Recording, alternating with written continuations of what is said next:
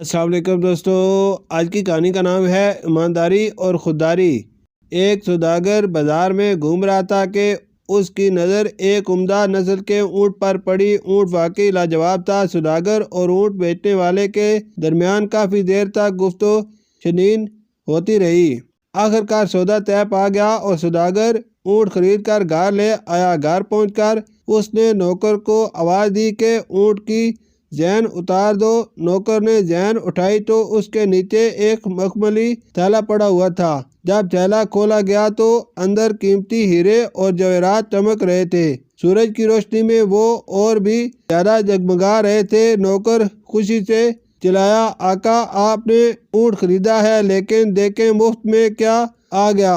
سوداگر نے ہیرے دیکھے تو لمحہ بھر کو حیران ضرور ہوا، مگر فوراً بولا میں نے اونٹ خریدا ہے، ہیرے نہیں، یہ امانت ہے، ہمیں فوراً واپس کرنی چاہیے۔ نوکر دل ہی دل میں سوچنے لگا کہ میرا آقا کتنا بے وقوف ہے۔ اس نے کہا مالک کسی کو کچھ پتہ نہیں چلے گا، ہیرے رکھ لیتے ہیں۔ لیکن سوداگر نے ایک نہ سنی، وہ فوراً بازار گیا، اونٹ بیچنے والے کو تلاش کیا اور مخمل کا تھیلا اسے واپس کر دیا۔ اونٹ بیچنے والا یہ دیکھ کر بے حد خوش ہوا اور کہنے لگا میں تو بھول ہی گیا تھا کہ میں نے اپنے قیمتی پتھر زین کے نیچے چھپا رکھے ہیں۔ اس نے خوش ہو کر کہا آپ ان میں سے کوئی ایک ہیرا بطور انعام لے لیں۔ سوداگر نے نرمی سے جواب دیا میں اونٹ کی پوری قیمت ادا کر چکا ہوں، مجھے کسی انعام یا شکریہ کی ضرورت نہیں۔ سوداگر جتنا انکار کرتا گیا، اونٹ بیچنے والا اتنا ہی اصرار کرتا رہا۔ آخرکار سوداگر مسکرایا